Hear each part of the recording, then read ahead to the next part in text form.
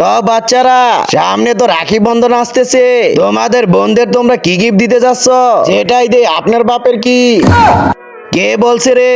কে বলছিস রে? তুমি বলেছ? না না, দাঁড়িয়ে যাও। বলো তোমার বোনকে কি গিফট দিবে? টাকা নাই তো কি গিফট দিব? বদমা, শুকনা খাওয়ার সময় টাকা থাকে কিন্তু গিফট দেওয়ার সময় টাকা থাকে না। নাই তো আমি বলতেছি, তা তুমি পড়লে লিখলে তারপর না বড় বাড়ি হবে, দামি দামি গাড়ি হবে। তা মাস্টারজি, আপনার গাড়ি তো কোথাও দেখতে পাচ্ছি না। এই বদমাস বেশি কথা বলতেছে।